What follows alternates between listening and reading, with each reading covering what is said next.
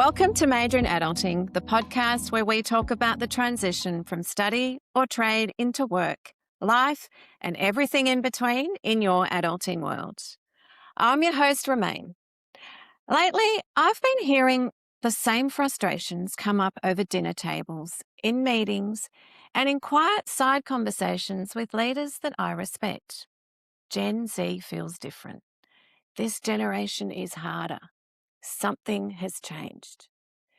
The gap between how Gen Z is talked about at work and how they show up as people that I've spoken to is what's made me really curious. This episode isn't about blaming a generation, and it's not about excusing behaviour either, but it's about understanding the tension that is real. Because this isn't a Gen Z problem or a leadership problem. I feel it's a shared challenge. Now, my guest today is Danielle Colantome. Danielle works in media. She's based in New York and she manages a small team in a fast-paced, high-pressure environment for a well-established, highly recognisable media brand. What makes this conversation especially interesting is that Danielle brings a perspective shaped both by her age and her experience leading in high-pressure environments. And I really feel that that combination gives us a nuanced look at what's happening across generations at work. Danielle from New York, thank you for joining me today. Thank you so much for having me. I'm so excited. Now, you've done a day's work because it's Friday. What time? Your time? Friday, 6:17 p.m. Oh, so you've done a day at work. Yep. And I hear it's pretty cold and miserable there. It's the worst. It snowed last weekend. It's freezing cold, and there's still snow on the streets. But it's all good. It's part of living in New York. Exactly. Exactly. Now, I want to share, I've been binge watching a series called Younger. Do you know that series? Yes. A girlfriend told me about it, and what intrigued me was she said, it's about an older woman in her 40s, so I guess a Gen Xer, who is impersonating or becomes a 26-year-old. So I thought, how does this work? So I started watching it. But the parallels between the topic that I've become really interested in is actually very similar to what we're hearing today. Yes. And it got me intrigued because you're living in New York, and every time I think about it, I thought, that's cool. Oh, that's really cool. How cool to be young in New York. A fun fact, so my first apartment when I graduated is around the corner from where they film, where she lives. No way. Yeah. Wow. I would walk by and see them filming, and then I would also recognize places that I would go to in the background of the show. Oh, how awesome. So there you go. All right. Now, Danielle, before we get into the generational dynamics, I'd love to start with a little bit about you. How did you land in New York? And can you share a little bit about your professional journey and how you found your way into media? Yes. And I guess what's led you into leadership where you are now? So I was very lucky that I was able to go to college in New York.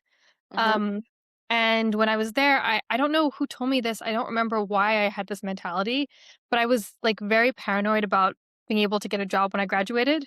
My parents certainly wanted me to be employed as soon as I, finished school. And I really wanted to stay in New York. And I knew that I was, as an Australian citizen who didn't have a green card or anything like that, I would have to work really hard to get a job that would eventually get me a work visa. And so basically from my second semester in college, I started interning wherever I could. And I had this interest in media. It wasn't my degree, but it's something that I wanted to pursue. And I thought about working more on the business side or the PR side. And I just used this experience to intern. And at the time when I was in school, it was very easy to find different opportunities. I mean, I had to do a lot of interviewing and finding these jobs in weird places and kind of hacking the systems that my application would be first and all this stuff. But it was really a boot camp in learning how to put a resume together, how to interview well. I remember I interviewed at this one job that my mom's friend connected me to. And I did the interview and I thought it went okay. And then I the next week went to a coaching session with our recruiting firm, and they Mhm. went through all the things you shouldn't do, and everything was something that I had done. Um, and I was like, "Oh my god, like, how did I—" So I realized that it's not instinctual to go and present yourself as a candidate for jobs. Mm. But I interned a bunch, and it was a lot of the work was kind of boring. It wasn't that intellectually stimulating. It was work that obviously no one wanted to do, and they were giving it to the intern. Mhm. But it was the I felt the pressure to do a really good job and to build these connections, and it was all for something. Mhm. So I was very lucky that I graduated, started a full-time job a few days after my graduation date. And then the rest has sort of been history. I've been able to um, kind of keep my career in New York, and since actually landing since my last internship, every job, including the first job that I got, was through connections. Right. Um, and towards this most recent phase of my career, I've only been recruited for jobs. So I've had people reach out to me either because they knew me through a network or because I guess my LinkedIn popped up, and that's how I kind of started applying. So it's been a bit unconventional in that way, but it does show like the power of people have making a good impression on people. Mm. Um, and people seeing that you're someone who works hard and is dependable and someone that they want to bring onto their team. I think that's a really important point that you raised about your connections and network, and how you present. And I think each job can catapult to the next Mhm, one. Because I've always believed that job security or employability comes when the phone keeps ringing. And I yes. think you've just shared an example. It's not about applying through the traditional systems where you might Mhm, have hundreds of applicants and how do you stand out in that? mhm, But it's about connecting with people because then they trust you. They know how yes. you turn up at work, they know how you work, interact as a team, and they're happy to vouch for you as well and Mhm, maybe introduce you to someone when you're in that yes, looking for yes. work mode. Yeah, I think that's a really key thing for Mhm, younger adults to learn to do because I think the employment market is tight and can be very competitive. mhm, And I think getting through those application processes, just applying to jobs, is not always how you land your first job. So yeah. you And had I to do think a bit of hustling there. exactly, yeah. And I think as well, now I'm in a position where I've hired people over the last couple of years in different careers, sorry, in different roles, and I think maybe a few years ago, the hiring process looked a little different than it does now, Mhm. but it Mhm. is now you're kind of flooded with applicants, many of Mhm. whom are different degrees of qualified. You have limited HR resources to help you sift through all that, and so the hiring manager, Mhm. in addition to doing their full time job, also has to kind of sort through these resumes and interview people and all this stuff. And so I Mhm. think when you have someone who can recommend a person, it does mean that you have to do less work on the front Mm. end of reviewing resumes. And I know that's not how it should be because we should be giving everyone a chance, but I think the reality is that it's sort of like this very helpful shortcut for people to bring in roles very quickly. Mm. And I've also seen as well that, I mean, in the US, you give a 2-week notice period. So you Right. have to backfill a role quite quickly before it starts to burden the team. And also, my budgets go away or they come back or they get redistributed. And so you want to kind of get people in the door as fast as possible too. Yeah, that's a good point. Yeah. And with your recruitment process, just incidentally, Mhm. have you reached out to your network to recruit people, or are you going, sounds like you're going through the advertising and then you're doing the screening? Yeah. It's a little bit of both. Like Yeah. I shared, we're hiring a couple jobs at my job and I'm on the hiring committee and I just shared the postings and I had a bunch of people reach out to me, interested. And so like basically most of those people are the people that we're going through. And then there were a few people whose applications got flagged and I knew someone who worked at their company. And so those people are also getting pushed through too. So it really is like, 3 degrees of separation max from the people that we're interviewing. And with that, how important is LinkedIn? I don't know. Um, I don't know. I go back and forth on this because when I was in a college, LinkedIn was like becoming this big thing. And Mm. so everyone had to have a LinkedIn account. It was very important. We like learned how to optimize for it. Um it was like it was a necessary tool and it was really helpful because people um really did use it as basically to find jobs and nothing else. And I think now it's a bit more of a social media site where people are promoting different sort Right. of things and there's more thought leadership and stuff on it. And so I don't know I mean, I think it's a necessary way to keep in contact with people and to keep Mhm. updated with what your network is looking for. Um, do I think that it's like the best place to organically meet new people? Probably not, because I think now it's a bit too cluttered with what you're seeing out there. Mm. Yeah, I Um, think it is yeah. crowded. Although I did learn a statistic today, and I hope I quote it correctly. There's 1.3 or 1.6 billion members on Mhm. LinkedIn. I was blown away when I heard That that is crazy. or Yeah. read that number because that's crazy to Yes. think that there are. But I guess it is a platform. It is a social platform that Mhm. connects people from all around the world. So, Mhm. yeah, that is crazy. Um, so I'm curious to understand, Danielle. Now you're a leader, and I know you've got a team that you lead. Mhm. Can you tell me a little bit about the, I guess, makeup of that team in terms of age? I guess the question I'm really asking is, do you have Gen Zs in your work Yes, team? we definitely do. It's a mix of ranges. It's millennials, different sides of millennials, a lot of Gen Zs, and a few people who are older too. So it is a range. Uh-huh. And I know you've shared the stat too that like the workforce is going to be 30% Gen Z in a few years, and that is increasingly the kind of people that we're hiring. Right? Is people who graduated from college in the last couple of years. Those are the jobs that we have open. So I definitely see the workforce continuing to change in that way too. And how are you seeing the younger adults showing up in the workplace? Um, I think that firstly, we'll say that they're not all a monolith.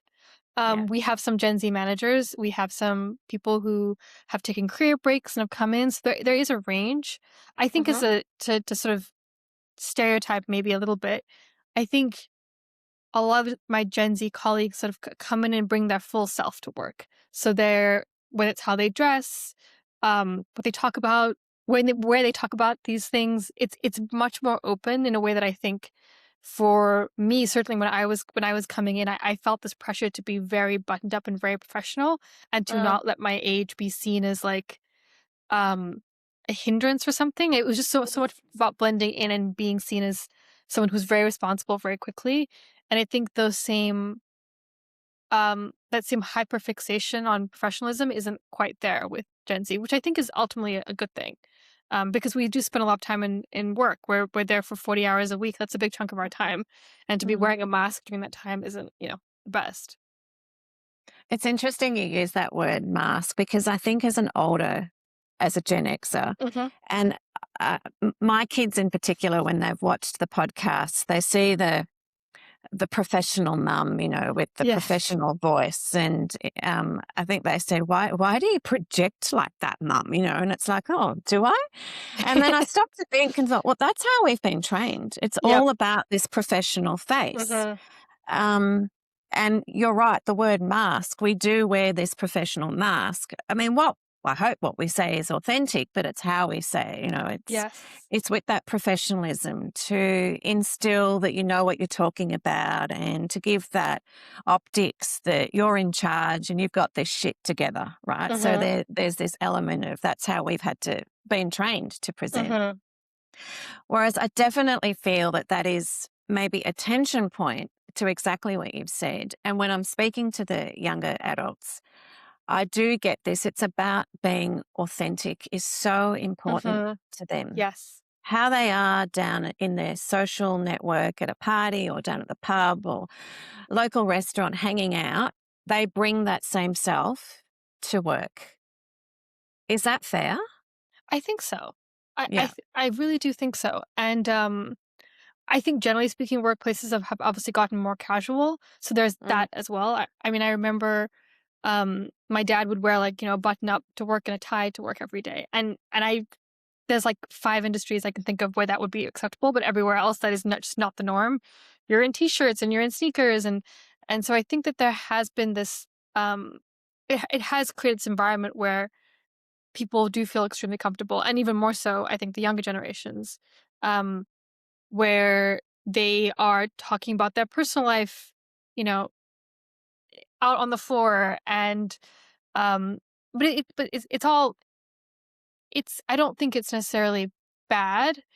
And I also think that then there's this expectation that work has to mean more than just the job that you clock in and out of as Mm, well, you mm, know? mm, I think that there's I hear a lot from um, my colleagues that, they really want to feel connected to what they're doing. And mm, that was not something that I necessarily prioritized when I was in the more earlier stages of my career, where I was sort of like, you just get the task, you just do the task, even if you mm. don't like it. But I think this quest for growth in a certain direction too is much more important. And that's interesting because I think that's where some of the tension does lie with the Yeah. older generation. And you've touched on it. It wasn't something that you thought about. Should I be doing this task or activity? Or is there a better way for doing it? Or even why am I doing it? And it's not Mhm. the why about whether I'm good enough or not good enough to do it. Mhm. It's what's the meaning of this? What's the Yep. outcome that's for the bigger thing? Like, explain that to me because I don't get Mhm. it. Are you seeing that as a tension? Because I think that is definitely what you touched on. The older generation, I guess we just sucked it up. We might have internally thought, Yeah. what the hell, this is a piece of shit. Yeah. But we just got on with it because that's what was expected of us. And that's how we grew credits, if you Mhm. like.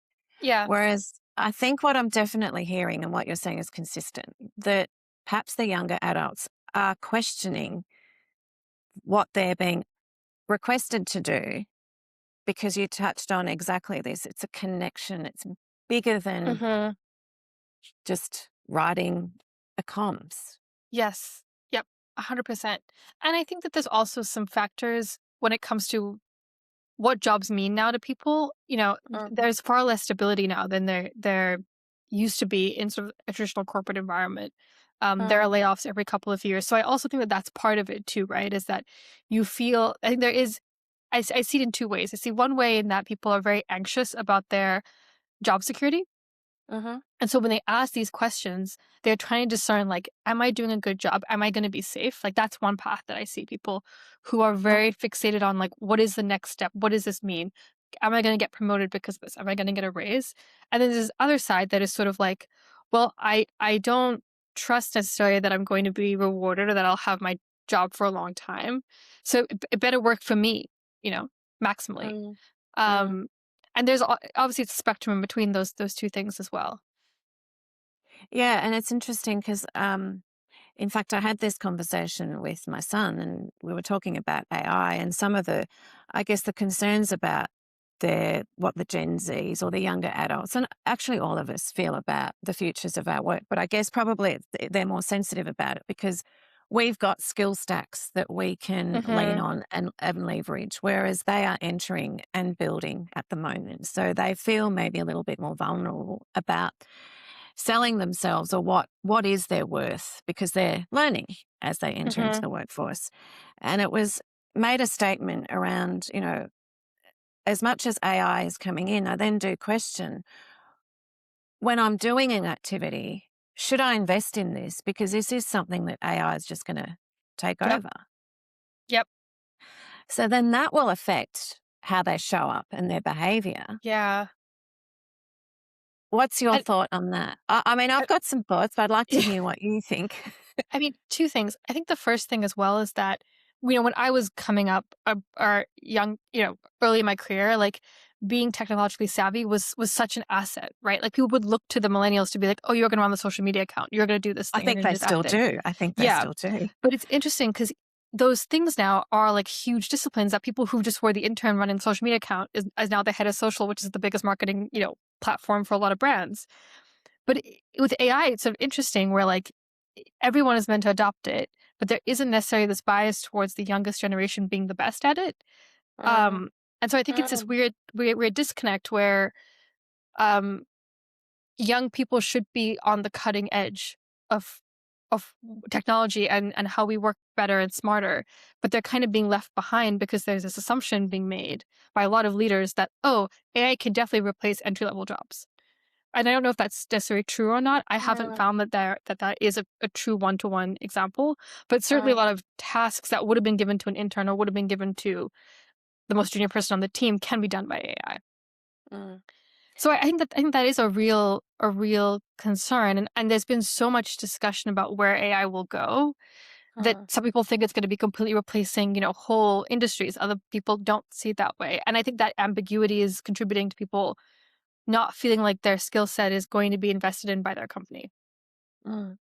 And that I think that then it becomes a challenge for organizations because you do need Mhm. to recruit young people, as you're Yes, saying, into the yes, workforce because you do need to keep that continuous cycle of growing your workforce so that you can scale hmm and and grow as a business. And you can't do that if you've got an older generation who are going to be, getting off the work wheel at some point and then yes, clustering it. But also I think younger people coming in, they do have some new eyes and fresh ways of hmm looking at things. So they do bring some innovation, I think, where maybe us oldies, we're used to doing it in a particular way. hmm And maybe someone young coming in with a fresh pair of eyes challenges the completely. way things are done. So I think, not I think, I feel that we do need to be supporting younger people into the workforce. And it is a challenge for I organizations. mean, I think most companies, right? Their audience, their customers are going to be Gen Z, right? So if you don't have people Mm, who could talk to them, who understand them really, or you have a company culture that sort of inadvertently looks down on that generation, then that's going to become a problem for your bottom line too. yeah. And also, again, like if you don't have, if you can't train people to be managers, then who's going to be the managers if they don't have, if they have never been experienced in growing and elevating in their careers. Yes, and I think that's another, I guess, a tension point that I hear from organizations and leaders is that the younger generation, and they're talking specifically around the Gen Zs, want this fast progression. hmm Mind you, I think we used to say that about millennials too. Yes, I think so too. Yes. If I remember, it was, oh my God, here's a millennial, and they think they want to be the CEO in 5 minutes. And I think we're seeing that. And I think it's just a normal maturity thing. But I Yeah. think you touched on something that I hadn't thought about, which is this fragility of work or job security. hmm And so is this compounding, as you say, when you're given a task or activity, it's around, well, if I invest in this, if I do this, is this going to guarantee me a progress or a promotion within the hmm organization hmm that I hadn't sort of thought about it from that angle. Yeah, Uh, I yeah. definitely think that. Um, because I think you'll get this right if you have people who are really invested in the company because they've tried to find something that aligns with their purpose, that they really understand. And then because of factors that are outside of their control, they no longer have that job because there's a mass layoff or something like that. Like that's particularly devastating, Yeah. than just saying, okay, well, this was a job. This was meant to be just the way that I paid my bills, which is still awful to be without that um, very important resource. Then you add Mm, on the emotional component to it too. mm, Um, I think there is a lot of fear that I see in a lot of workplaces where um yeah, you're just, and I experience it too, where like you're a bit more nervous now about what the future means because things are changing so quickly and mm, company culture is changing very quickly too. mm. That's an interesting point. Company culture. Can we explore that a little bit hmm more? What do you mean by company cultures are changing? Or what have you seen in your work span so far? I think COVID had a big um with remote work. I think Mm, that was something that like when I was starting out was just like not really even a consideration. Like if you were sick, you either hustled it to work or you took a sick day. Like there wasn't a mm, situation of you bringing your laptop home and working from home. uh-huh. Um, I remember I worked from home one day when before COVID, and it was like very taboo, and it was because it had snowed and no one could get on the train. Like that was literally why we were all working from home. It was a very weird day.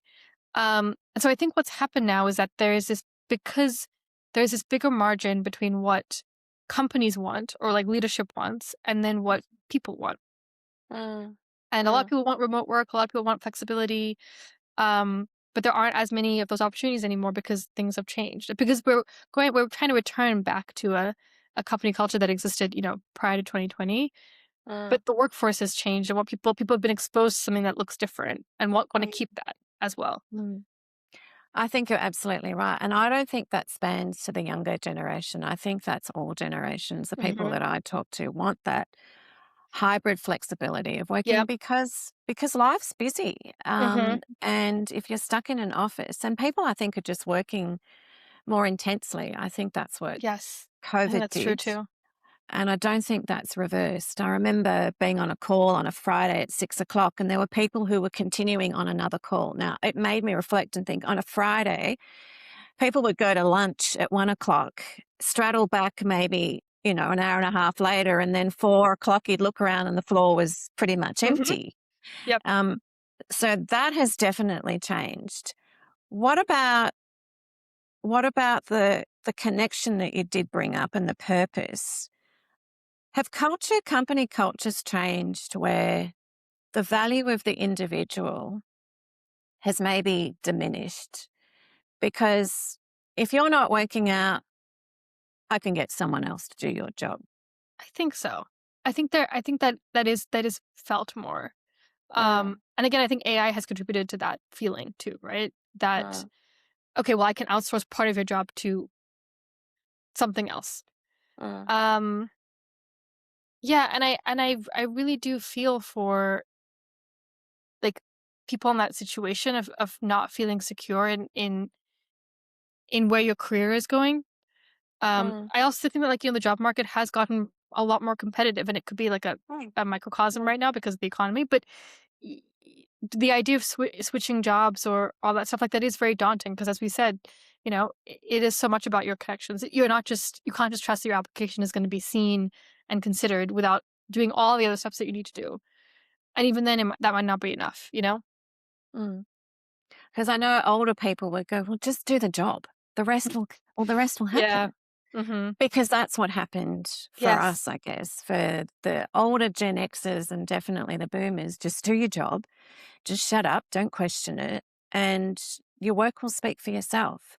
I think what you've raised is absolutely right, that it is far more competitive. And because we've lost this, I feel we've lost in corporate this identity of the individual and their Mm-hmm. value that they bring, and even knowing the individual. It's just a mass of people doing stuff. Mm-hmm. Um, Maybe we've also lost that disconnect, which I think the younger generation look at that and call bullshit on it, Mm-hmm. Completely. to be quite Completely. blank. Yeah. Because for them, life is an ecosystem of everything. And I think you touched on it. Work isn't more important than their well-being or their social or their whatever else is going on in their Mm-hmm. life. It's them as a person. And um, I think you said, your younger team members are talking about their personal life out on Mm-hmm. the floor. It's because they're bringing themselves, them true Yes. selves, to work. Exactly. Yeah. Yeah. And I think that's not a bad thing, but I do think No. that what I've seen with a lot of millennial managers, and I've also fallen um victim to this too, is that I think the way that I wanted to be a manager was someone who was incredibly empathetic and incredibly kind, which I think is still very, very important. But sometimes what that means is that you end up being a really indirect communicator with your direct reports mhm, because they're telling you their story, right? You're mhm, hearing all the other parts of their life that maybe is not working out, that is contributing to how they show up at work because, we mhm, can't remove ourselves from what's going on in our personal lives, right? mhm, And then, you have all this context for this person because you've gotten to know them really on a personal level. That I think when it comes to delivering feedback or bad news, that those conversations become really, really hard and they're really hard mhm, to do. But I try to tell myself all the time that the kindest and the most empathetic thing you could do is to be direct with somebody, mhm, not in a harsh way, but in a truthful, candid way that will enable them to make the best decision for themselves. mhm, Um, and those conversations are really uncomfortable for you to have. right? It's much easier to be like, yeah, like you're doing a great job, don't worry, like, or sort of, but maybe you can improve on this, but like I totally get that you can't. It's so easy to just to beat around the bush. Mm. And I think that is something that, as I see a lot with my generation of managers, and I think we all need to do a better job of being able to like deliver bad news. It's okay. Mm. It doesn't mean that Mm. it does, and deliver it in a way that is heard and where you can still be compassionate. But that I think is such an important skill that we need to do as well. I think you're right. And it is a difficult, and we tend as leaders to shy away from it. But Mm-hmm. if the younger generation are asking for authenticity and not the bullshit, then they want to know the truth. But as you said, Yes. in an empathetic and growth development perspective, which is very different to just saying, "Look, you're doing a shit job," Mm-hmm. or not talking to them, but they get the vibe that something's not right. Yes. Yes. Which is even Um, worse because then people are paranoid. They're reading they're reading different signals that aren't really happening. Like, fair enough, but that's yeah, not fair either for people in there. That's not a good way to run a team. a team, no. Which brings me to another pain point that I hear is that with that feedback, that the resilience of some of the younger uh, adults in the workforce is not how older people would take that.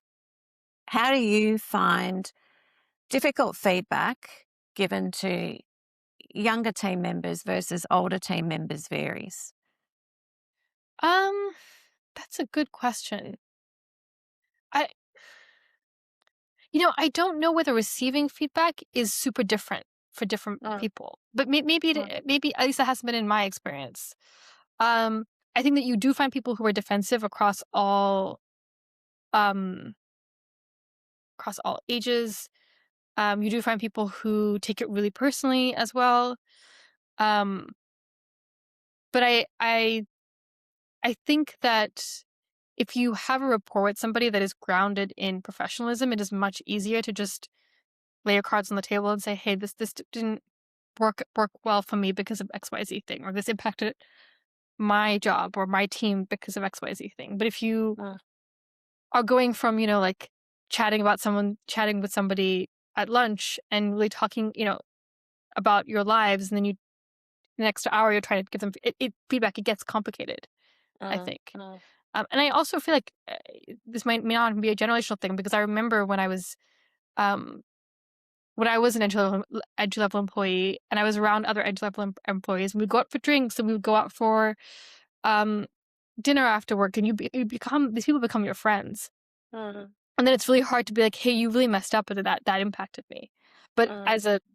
when there's this divide between seniority on the team, that's when you really have to kind of like push those things aside and try to be a direct communicator as much as possible.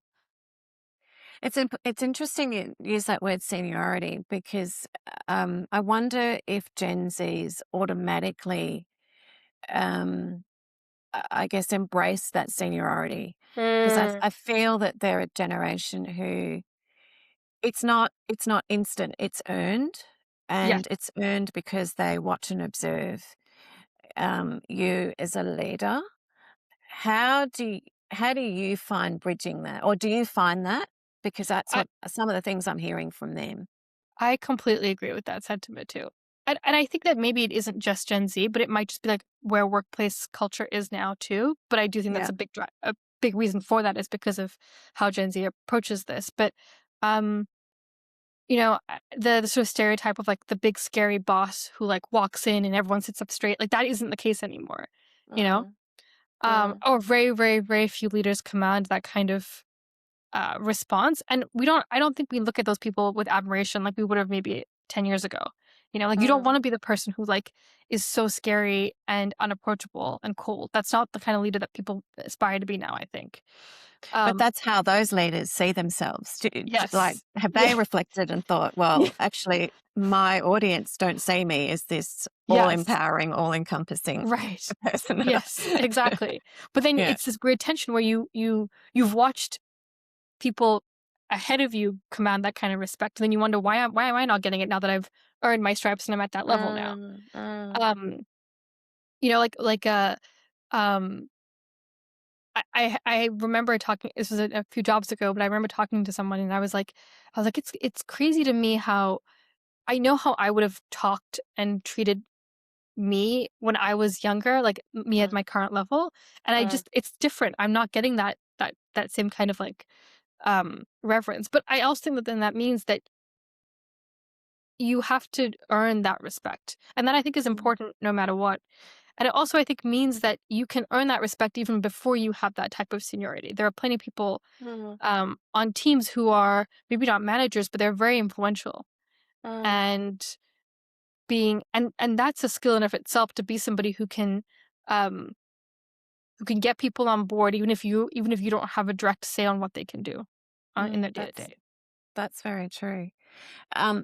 This reminded me of a comment that a leader that I know, a senior leader that I know, who's got a younger adult in their team who they, think is fabulous.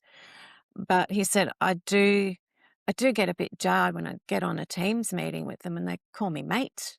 I was like, uh, I'm your boss. And so is this something that maybe older leaders might need to rethink or unlearn, which Completely. is uncomfortable? Yes. Yeah, Yes. yeah. I mean, I think I even think about when I would send emails to my boss back when I was, entry level. I would spell check everything and make sure it's okay. Here and now I'm sending Teams messages that have spelling mistakes in them because I'm just getting it out there. And I think all those little things that were elements of formality are kind of going, right?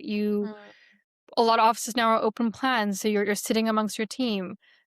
You're sending messages in Slack, which has emojis in it, so you're emojiing to what people are saying. You're sending gifts. You're communicating in a far more casual way that isn't as separate from how you communicate to your friends or your family. Like it's blended in that way. Um, yeah. Uh, I think that's true. And I think the more casual way of communicating, I've definitely seen that. And I've had to adjust because I'm trained to be quite formal and, Hmm. as you said, check everything to make sure that there isn't a mistake in it. Whereas now I think it's, well, we are human. We do Hmm. make mistakes. As long as it's not a mistake that's out in public that affects your brand. If it's just an Hmm. internal, I think that level of authenticity is what makes people real and relatable. And Yes. I think it's also that you can make a mistake, and Hmm. even you can make a mistake if Hmm. if it's a leader. Yes. Um, yeah, and bounce back from that. Yeah, that's really interesting. And so you've shared a lot about leadership and your Hmm. intergenerational team, Hmm. but bringing that into a day to day, what does that look like for you in leadership, or what are you doing with your team that's working? I guess. Um, I think what I've really had to in sort of the spirit of communication and how we communicate, I really spend a lot more time thinking about internal communications than I've ever in my career prior. mm, Because I mm, think again, if you're trying to command respect, um, you're also trying to be empathetic, you're also trying to be direct. You do have to think a lot about how you are conveying those messages out to your team on a day-to-day basis. So it isn't mhm, necessarily like making sure I've spelled everything correctly or having the commas in the right place, but it is more about like really thinking about tone mhm, and how I respond to things, especially problems. mm, And what kind of behaviors do I exhibit that I want people to emulate and follow.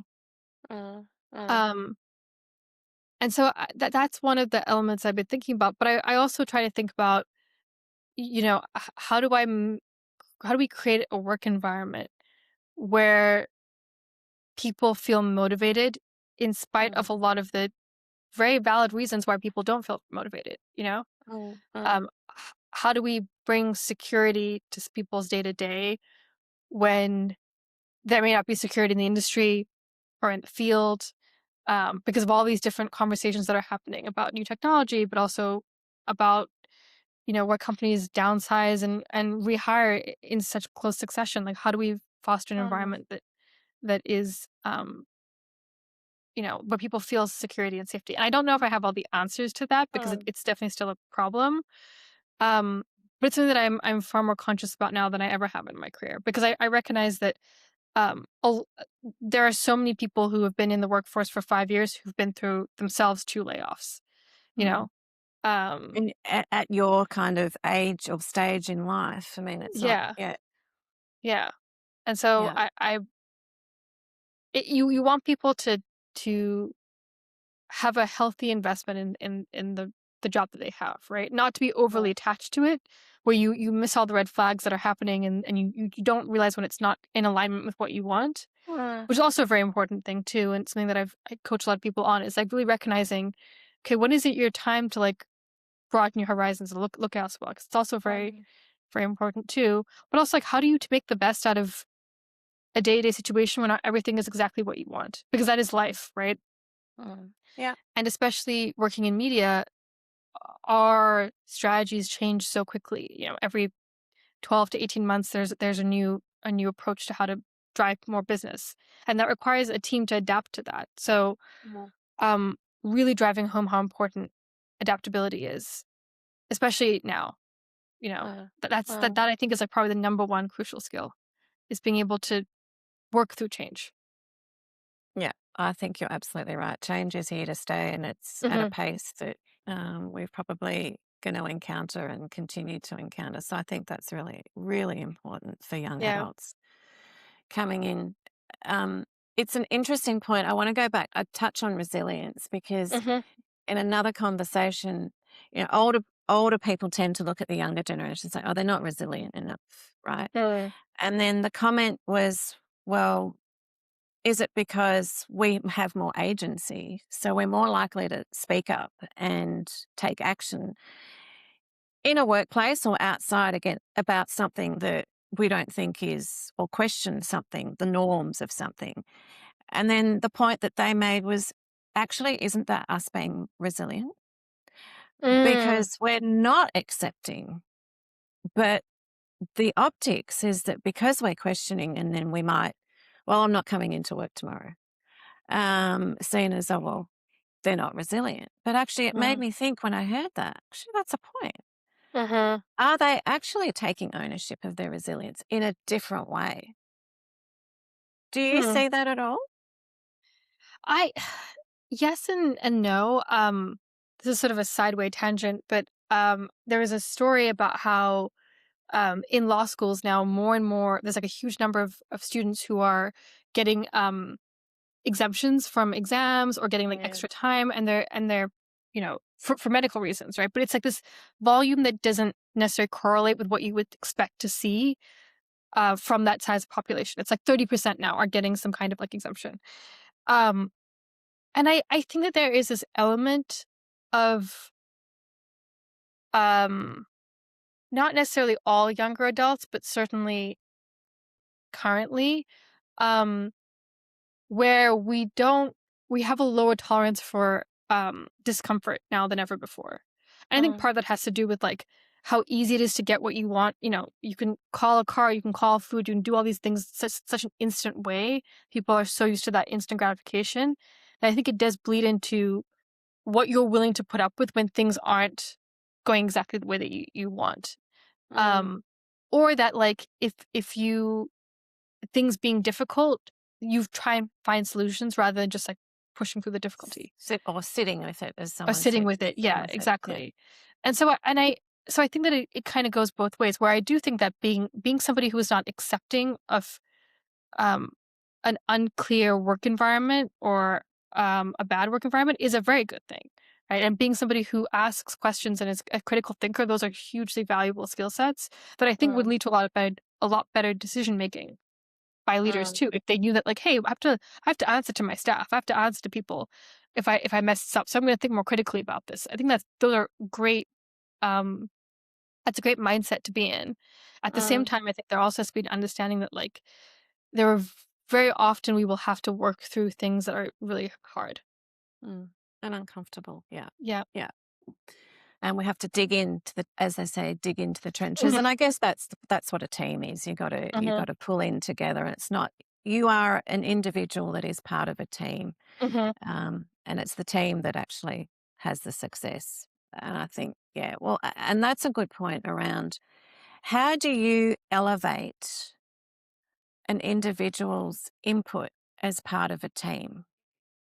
That's a good question. I think what I really look for in deciding if I'm going to do that is an innate curiosity for what is happening, right? Mhm. Because I think that just um giving people more input when maybe what they just want is to be heard isn't necessarily the right approach.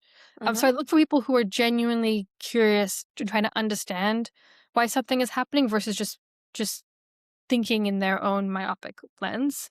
Mhm. Because then I feel like the giving them that input is going to result in some really interesting solutions or considerations here. So that's one thing that I really look for is is curiosity for sure. Mm. That's really good. Um, and I like to quote a little some stats. Now, Mhm. millennials together with Gen Zs projected to make up roughly 74 to 75% of the global workforce by 2030. That's not far away. That is Wow, 4 years no. away. That's Wow. huge, right? Yes. Now, yeah, which implies that most leadership roles will be filled by millennials Mhm. as older generations start to leave the workforce or move out of senior roles because they're tapering. Might stay in the workforce, but maybe as a transition into exiting the workforce. Mhm. I think this is a really interesting dynamic that's going to evolve because for all the challenges that I think I'm hearing younger adults, Gen Zs, and older people talk about, Gen Zs do look up to millennials a Mm. lot more because you're, especially the ones sort of closer in age to that bracket. So this will be a really interesting dynamic because I think some of the millennial behaviors and work ethic has been shaped and morphed by the older people that they've been led by. Mhm. So I think this will be a really interesting dynamic that is going to Yes. play out in the Yes. next 4 years, which is not that far away. And Danny, you are going to be right in the middle Oh my of gosh. that. When you said that, I feel like my heart dropped. I was like, no, don't leave us alone. Um, but no, I mean, I think that there's a lot of um elements about corporate working that do need to be changed, right? I think we've Mm. really left from being an employee centric sort of model, right? Several years Mm. ago, getting a job in an office, the reason why you do that was because it was stable, because it was Mm. predictable, because Mm. there was a linear progression, and now you see, especially Gen Z, like flocking to different sort of trades or going outside the realm of a 9 to 5 Yes. job because they don't Yes. because those having your own business or doing a trade seems far more stable and far easier to ascend and to build wealth than working a 9 to 5, which is kind of strange, but Mm. makes sense why people feel that way. And so I hope that um, in the next 4 years and beyond that we move back towards a culture where like a 9 to 5 really does give people stability and prosperity in the way that they've been looking for. And that's an interesting, the 9 to 5, because when we talk about flexibility and technology, it really has enabled us to be more flexible in Yeah. how we work. But the Mm-hmm. 9 to 5 structure is still there, you know. Mm-hmm. Mm-hmm. So I wonder if the workforce can, or the work day or work week can perhaps evolve and modernize Mm-hmm. where you might have your structured times or zones within the normal day, but you could be working in and outside of that to get the Mm-hmm. work done so that you can enjoy some of the things like going to the gym Yeah. for an hour at 10 o'clock in the morning because that's what feels good for you. And then you come back Mm-hmm. and you're energized to carry on for the rest of the day. What are your thoughts on that? Because as a leader of the future, I mean, yeah, that's a good question. I've worked at companies where it was really flexible, where they had like core working hours, and then beyond that, you could start early, you could end late. Um, but that came with challenges. But I think that the solution is to actually figure out how to work through those challenges versus limiting people necessarily. Mm. Mm. At the same time, though, I have found I'm one of those people who likes to go into the office because I get so much value from working with people in person versus sending them a message or emailing them. So I'm sort of on the fence here about these things because Mm. I on the one hand, I think that I do believe that actually being able to collaborate with people is really important, and I feel like that's like a I don't want to sound like I'm like lobbying for like in person back back in the office work, but I see the value in that a lot. But then I also, yeah, to your point, like I would love to be able to like go to a doctor's appointment in the middle of the day, go to the gym in the middle of the day, because that is how life, because I want to be able to live my life too. So I think there is this interesting tension there. I don't know if I again, I think being a direct communicator and having that kind of trust with people where they know like I'm going to be told things straight, and I'm going to get very clear feedback, and I'm going to understand what I have to do. And I think that helps set up a workforce where you can be more flexible, because people know exactly what they have to do to perform. And also that they're prepared that when those things change, they'll be told about the changes, and they'll be given, new guidelines and new ways of working, and they'll have to adapt to them, but that will happen. Yes, and I think this is a good segue into a question I'm going to ask you in terms of with the leader's hat on, to other leaders listening who are trying to navigate all this dynamics that are going on in the workforce. What advice would you share with them? I mean, I feel like a broken record maybe saying this, but like really it is about being a clear communicator and being very direct. I feel like I've gotten far more direct in my career in the last couple of years, to the point where sometimes I think maybe I am a bit too harsh here. I've had a few people be like, "You said that to somebody at work?" And I was like, "Yeah, I did, not in a rude way, but just like I think that it's bad if there's built up resentment because you think someone's doing something that you don't like, but you're not saying anything about it." And I think that, but I also think it's really hard to build up a company culture where um, people feel empowered to give feedback in a constructive way, obviously. Um, but to do that, and to get people who are curious and who want to better their work environment, you also have to model that, right? By being someone who accepts that curiosity and rebuts it sometimes too, and questions it as well, or questions what the points that are being brought up.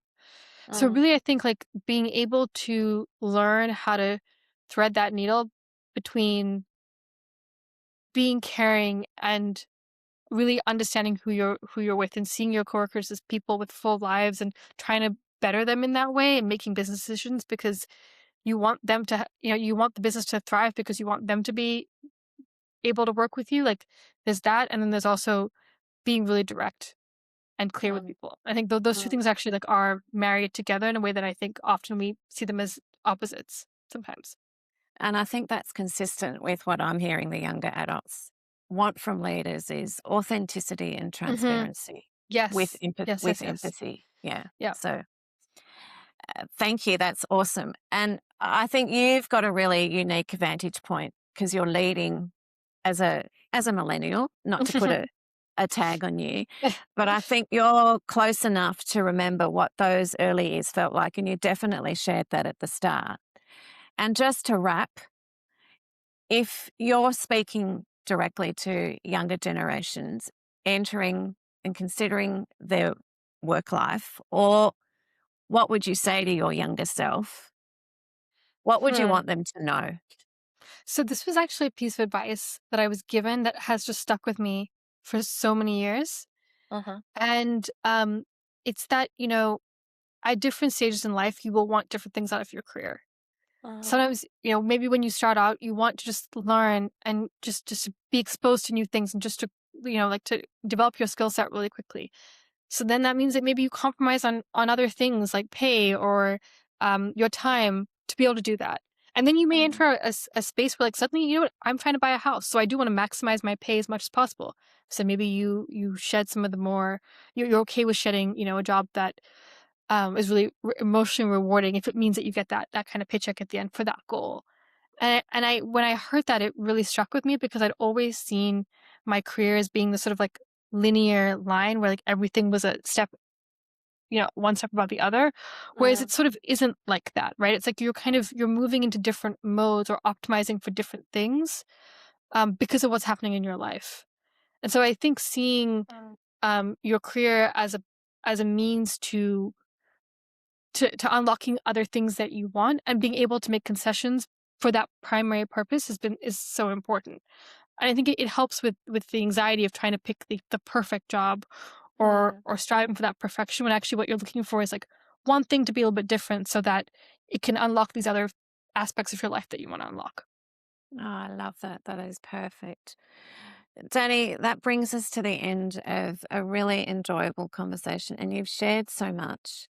And I want to just say thank you. I know it's late now in New York, but I really appreciate how thoughtful and open you've been in this chat, not just as a leader, but I think what you've demonstrated is someone who's paying attention to what's shifting in a workplace right now. And I think for anyone listening, and particularly for leaders and younger adults entering the workforce, there's a lot that you can learn from this conversation. So thank you for sharing your experience Thank you so so generously. much. Thank you. And thank you for tuning into Majoring in Adulting. If this conversation gave you something to reflect on or reminded you that you're not navigating this alone, I hope it stays with you. If you'd like to hear more, please follow or subscribe wherever you listen and share it with someone who's finding their own way. Adulting isn't about having it all figured out. It's about noticing what matters, asking better questions, and finding your way together. I'm your host, Romaine, and until next time, keep on majoring in adulting.